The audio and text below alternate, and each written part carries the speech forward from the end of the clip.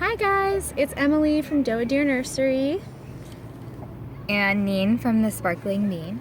And we've just been on a fun outing today. We went shopping at a bunch of different places. I am currently holding Rayleigh, who's Neen's personal collection Scarlet that she painted. And she's holding my personal collection Scarlet Ivy, who I painted. If you're curious at all, she was rooted by Beverly of Beverly's Babies, and she was rooted by Seaneen of Honey Baby Art Dolls.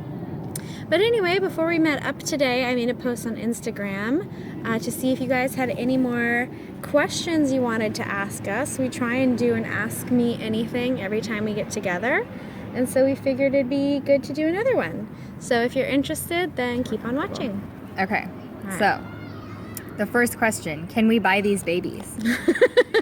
Okay, so even though this isn't really like an Ask Me Anything question, I thought it was pretty funny and I wanted to include it because we both get questions like this all the time. People asking if our dolls are for sale even when there is no for sale post. So I guess just as like a general disclaimer for anyone who's maybe new to the reborn community or wants to know a bit more about reborn etiquette, unless a post is explicitly a sale post where it's, it says reborn for sale or reborn for trade, don't ask if it is because it's considered very rude. I kind of thought of the comparison earlier today where it's like, if you were at someone's house and you really liked their couch, you wouldn't just be like, hey, is your couch for sale? I really like it, because that would be considered really rude and inappropriate. So yeah. Anyway, so I guess the first real question. Okay. What is your favorite kit? That's really hard because I like a lot. I guess right now it's Scarlet, but yeah, I'm sure that'll change after a while. But I think what really made me love this kit the most is because it looks so much like the actual baby. Yeah. And it's super realistic, like the feet and the hands and everything. I just really, really, really love this one. I love this kit too. I think I'm still really in love with Twin Bee by Bonnie Brown. I just can't get over how realistic that sculpt is. I guess in terms of painting, I really like to paint all the reborn kits, but yeah, probably Scarlet or Twin Bee is my favorite kit right now. I love all of Bonnie Brown's sculpts. I totally lost my hairband. What the heck? Oh, I tossed it in here. Oh. That's fair. Anyway. Okay, so, how did you get into the reborn hobby? I've answered this before, but Yeah, I'll just answer it again. My mom and I actually discovered it back, gosh, I'd have to say it was maybe 12, and I'm 27 now, so that was a long time ago. And I remember when we first saw them, we were trying to figure out how they made them, and we thought that they painted them from the inside, and we couldn't figure out how they got the paint to show on the front. I didn't know that. Yeah, That's so funny. We actually bought a doll, and we were like, okay, we're gonna try to reborn this doll. And we cut open its mouth, and it was ridiculous. We didn't know they put magnets in, and we tried to reborn Oh this my doll, God. and it didn't work out. So years later, back in I'd say 2009, so I was 19. My mom actually decided to do more research on it because we were just talking about, remember those dolls that we never followed through with finding out about? And so she looked them up, and she actually bought one prototype doll that was a resale, and I still have it. It was a Megan by, I think it's Heike Colvin. I don't know how to say her name. That sculptor. But anyway, it's one of hers, and it was one of her prototypes. One of them, I don't know which one it was. And I still have it. And so we bought that to kind of see what it was about. done. And this was before they even did the detail that they did now. So it looks super not realistic compared to whatever I have now, but that's kind of how I got into it correctly. Oh, funny. Yeah. So the way I got into the reborn community is kind of similar to Neen's in that I first found it when I was really young, probably between 10 or 12, when I was looking to have a Lee Middleton doll that I had and really loved restored. And that's how I discovered reborns and reborn artists. Unfortunately, it ended up being a really negative experience in that she did really poor work and frankly kind of ruined the doll. I mean, looking back, I don't think she ever should have tried to reborn a Lee Middleton doll, but I was young, I didn't know any better. And so after that, I just kind of put reborn dolls and the reborn community out of my mind. And then it wasn't until I was an adult, so like over 10 years, probably closer to 15 years later, that I decided, you know, I was kind of interested again, and I started following reborn accounts on Instagram, and I started watching reborn YouTube videos, until one day I got brave enough to buy my first reborn doll, and that's kind of how it all officially started for me. And that was only about like 2 years ago that I got my first official reborn doll, so not all that long ago. Oh gosh, I've been on and off YouTube and everything else since 2009, so yeah. I know some people know like Your my old older channel, accounts. but most people don't anymore, because I think people like go in and out of the hobby and stuff. I've just always stuck in it. It's just that if I wasn't on YouTube, I was either having a Facebook or an Instagram once I decided, oh wait a minute, there's a reborn Instagram community, I didn't realize. Anyway, okay, so this is from Hannah, Cyberborns11. So when did you both get into reborning and why? So getting into reborning, like being a reborn artist, it wasn't very long. I think after I bought my very first reborn, I think almost around the same time, I ordered my first reborn starter kit from Bountiful Baby. And the first doll I ever reborned was the Molly kit by Tasha Edenholm. And I used the Bountiful Baby tutorial, which was honestly not very in-depth at all. So I ended up substituting with a lot of YouTube tutorials. And I did actually sell my very first reborn ever. But it wasn't, I think, until I did at least like 4 or 5 more that I really started developing my skill and started kind of making more of a business of it. And that would have been also almost 2 years ago. So pretty much the same time I started collecting was about the same time I started reborning. I would help my mom a little bit when she was reborning. So like I hadn't really I've done some things with like acrylic paint back in maybe 2011. And then back in September, I took Emily's course actually. And so now I do some customs here and there. So I've done videos that you've probably seen if you're watching this. And I have to say too that like Seaneen was a total reborn natural. I think because she'd had this experience already with her mom, you know, in terms of like picking up technique, there wasn't a lot of like, okay, you really have to practice this technique to get it right. She just had it right from the beginning. Yeah. Well, and that's why, because I'd watched someone do it. I think if you're like super new, it might be a little bit more difficult. Practice, but I did have some experience, like very minimal, but some. So yeah, that's how that happened. Okay, let me see. My phone locked. Okay. What's the best part of the community and the worst part of it from your viewpoints? I feel like we've also kind of answered this before, but maybe it's, you know, our opinions maybe changed a little bit since our last time. For me, the best part is just definitely the sense of community and the support. I mean, I wouldn't have met Neen had it not been for the reborn community. She was like the first reborn friend I ever made. And it was kind of by a funny thing where, kind of ironically, because we mentioned this earlier, I thought she was making a post about a reborn for sale, but she was actually making a post about a piece of clothing for sale that was modeled on a reborn. So I contacted her like, oh, is she for sale? I'm so interested. And then I ended up selling her anyway. Yeah, I ended up buying her anyway too, but it was just funny how the whole thing started. So but yeah, so probably the sense of community and connection, and like I would probably not be nearly as brave to take reborns out in public did I not have a friend, you know, to kind of help me get into it and feel more confident about it. I remember like when I was younger, I would take even my dolls that were not even like super good. Oh, I used to take my Lee Middleton them out with my little. ex-boyfriend. We would go out everywhere with these dolls, like carrying them out. I did not give one single crap Like, I was out there not caring, and like now I'm kind of like, ugh.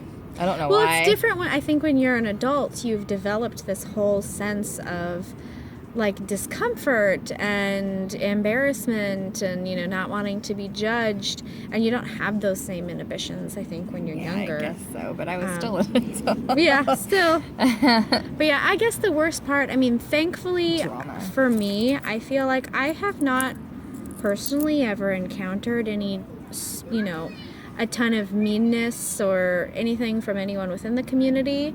But I also think that's because I actively avoid it, I think. If you know me personally through the reborn community, you're one of few, because I don't really develop very many personal relationships through a hobby community. Like, Neen is one of the rare exceptions of someone who's become a really, really good friend of mine in real life.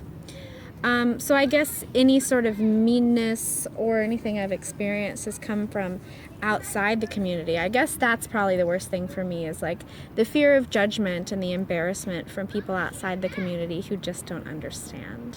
Yeah, I just don't like the cattiness that I've experienced over the years, but I think because I've been in and out all over a course of many years, I've been involved in some things, and just seeing like dramatic people, I don't know. I don't like all that stuff, but I'd kind of stay away from all of that if I can possibly try now. Mm-hmm. So I guess there's no like bad part, really.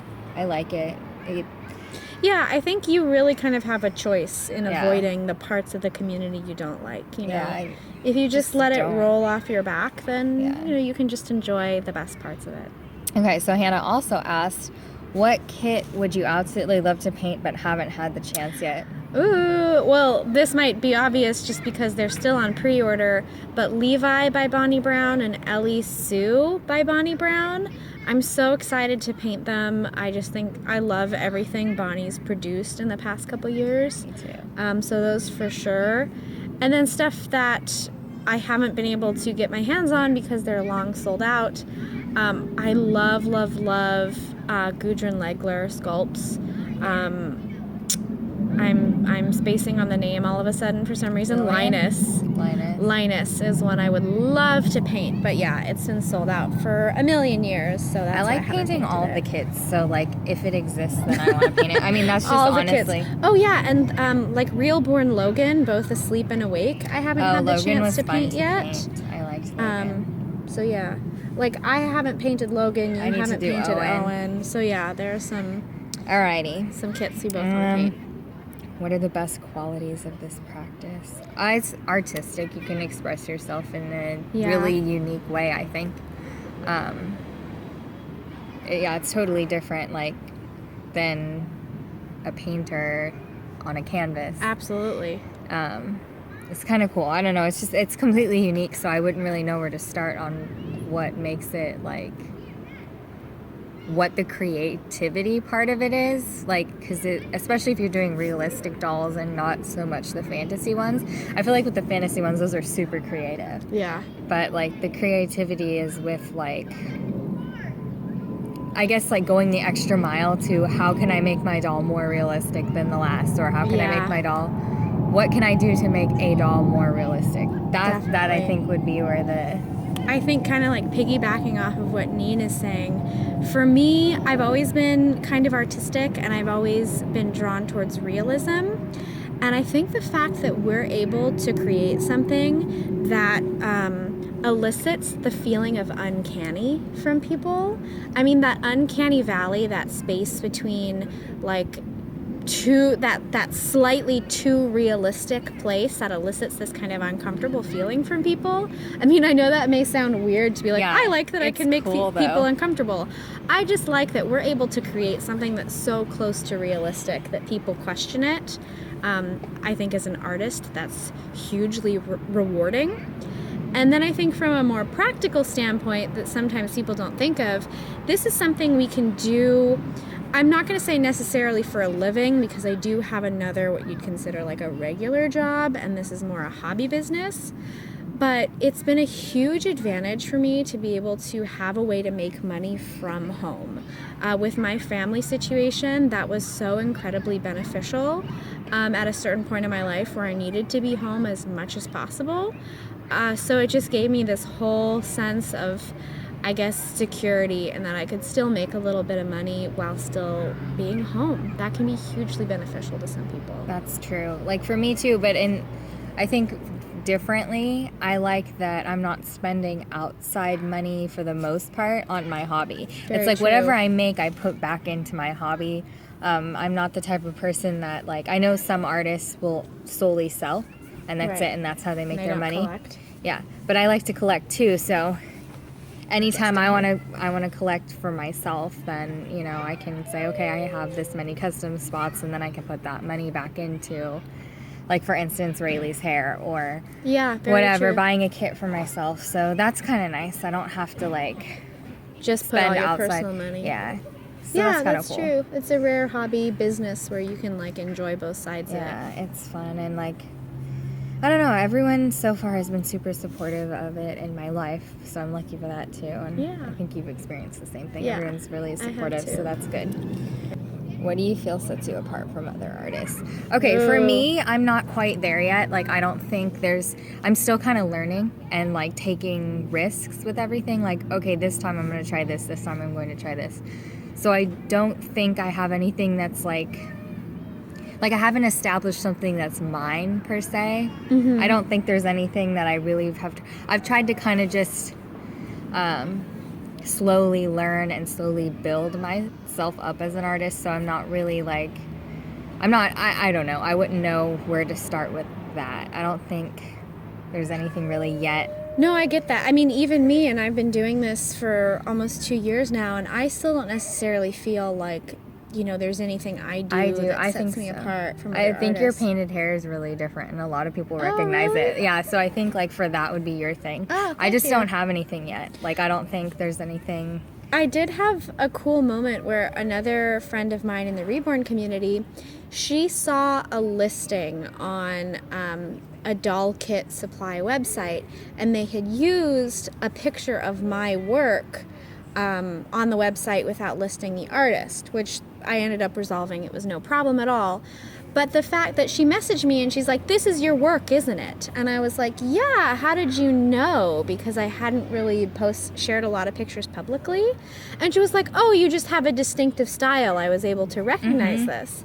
And that was a really cool moment for me to be like, agree with "Whoa, that. somebody recognized my style." And, like, I hope that's a good thing. I hope it's a style they liked. But so even, I mean, I guess I don't necessarily feel it, but the fact that, you know, a friend in the community felt that was really positive for me. Yeah, that's really cool. I agree, though, you do have I could definitely see a doll that, like, someone else made and then yours and know which one you did. Really? Yeah, Well, it's it's just, I funny don't too, know. because Neen took my course, So our and, dolls like, look I kinda taught her similar. exactly how I do it and what colors I use and what brushes and what type of sponge. So I feel like our babies They look look really so similar. similar. I mean, obviously they're the same kit, so that adds to the effect. But, like, their details, they just look so similar. And we weren't even looking. Because her head wasn't back yet. Oh yeah, she was just So doing we weren't this. even looking, yeah. They didn't get to be compared until after the fact. Yeah, which is funny. Oh, she's got a little bug on her. Oh Look. no.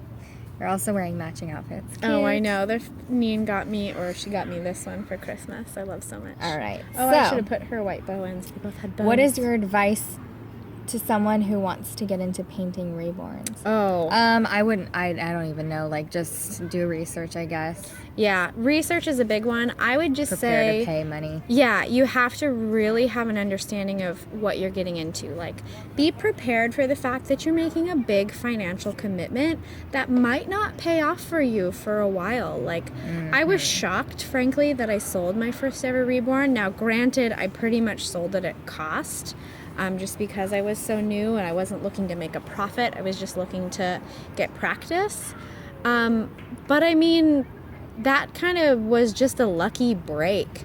And I invested at least $200 at the beginning, and that was for bare basic materials, you know. And over the 2 years I've been doing this, I've expanded my, like, supplies probably threefold in terms of what I had when I first started. So it is a big financial investment. However, it's totally rewarding. So if you're comfortable making that big financial commitment, I say just go for it. You know, I think it's really fun and really rewarding. Okay, this is really cute. So I think you say Joe Dinky baby? Yeah, I love her. Okay, so she said as two fantastic artists. This is the last question, by the way. Air dry paints, yay or nah? I've used them, you have not. I have not used them. Okay, I'm gonna say no way. They're horrible. First of all, they don't give you many color options. You can't really mix the way you can with Genesis. And I really didn't feel like there was a good way to seal the paint. I know that some people use Genesis over the top, but you can't blend, you can't mix, you don't have it. With Genesis, you can wipe off, start over, whatever, it's workable, right? too. Yeah, I mean, it depends on the color. Yeah. Like if it's blue, For the then you're most kind part. of, you've got no, if it's there, keep that in mind, by the way, for new artists. If it's blue, It's gonna stick. stay. But, things like red or even painted hair, you can wipe off. Mm-hmm. With air dry paint, you mix it with distilled water, and the second you put it on, you've maybe got like 10 seconds to Work it. or it's dry. And Really? then, yeah, and it's just really frustrating. And the weird thing is it rubs off really easily. Yeah, so. that's what I was going to say. Like Neen said, I've never used them, but that's totally intentional in that I'm always really paranoid about paint rubbing off, and the idea of something that you don't, set into the vinyl makes me really concerned about its ability to last. So yeah, I'm gonna say no, even though I've never used them. Yeah, I just would not advise. I mean, I think there's some like high quality ones, but I've even tried Real Effects, and those are supposed to be one of the best, and You still prefer I did Genesis? not like them, no. Especially my main beef with it was the skin tone layers. It's like basically white, and it just would turn out very, very, very chalky looking, yeah, and like spotty, and that's supposed to be how it is. Like, even if you read the tutorials, it's like, oh, it should have bubbles, it should have spots, it should have this and that, and I didn't like the way it looked, so. Yeah. So there's actually one little bonus question. It wasn't on the Ask Me Anything. It was on another post, but I liked it and I wanted to answer it. It was on a picture of the twins, the custom twins that I sent home for Christmas for a sweet little girl, and they were asking if I missed them. And I think the reason they were asking about that particular set of dolls is because I did have them around for quite some time. They just got to hang out in my nursery for I think at least like 2 months before it was time for them to go home. So I got to take them on outings and do videos with them and stuff like that. But I guess as a more broad question, do we ever miss the babies we make and send home? And the answer is absolutely yes, all the time. It's probably, for me personally, like one of the biggest struggles of being a reborn artist is you start to bond with your own work. I think there was a time when I was a newer artist where I was collecting reborn dolls by other artists and only selling my own work, so I didn't bond with my own work. But now that I do collect my own work, when I paint a kit that I just, start to fall head over heels for, it kind of breaks my heart to send them home. And I tell myself, like, oh, well, you can buy another kit, you can make yourself one. And rarely does that ever happen because I'm just so busy with orders. So it's kind of like I know, like, this baby's going and I'm not going to get to have it anymore. So yeah, it does happen, but I think the thing that makes it better is when the customer gets your doll and they love it so much and they tell you how much they love it and they send pictures and videos. Yeah. I mean, just seeing that joy makes it so worth it. Yeah, I feel the same way. I mean, I haven't really had a doll where I'm like, oh, I'm really, yeah. I mean, I love them when they're there, but it's like I'm excited to go on to the next. So it's like, okay, this one's going to be really loved. I can't wait for the person to get it. And I'm excited to start the next baby. So that's just kind of the way I feel about it. Like, yeah, I do miss them and I do like taking pictures of them. But for me, like, with even my own collection dolls, that's what I like to do is take pictures. So once I've taken pictures, it's like, well, I've done pictures. I have them. So now I'm ready to send it. I'm not really one of those people that has to like change my doll or whatever all the time. Like, Yeah, same. yeah, so yeah. I mean, I do, but at the same time, I really love creating them, and so like, and I really have to tell myself like, okay, you don't have time. It's almost a sense of relief too when you've like had a long list of orders and you finally get that last baby done, and you're like, oh my god, my list is done and I can get to start new creations. That is a really good feeling. Yeah. Like right before I left Washington to come here to LA, I finished like all the last of my 2016 orders, and it was a really, really huge relief. So that felt really great. Yep, I agree. But anyway, guys, thank you so much for watching. And for those of you on Instagram who asked us questions, thank you so much for submitting them. We hope you guys enjoyed, and we'll talk to you again soon. Bye-bye. Bye.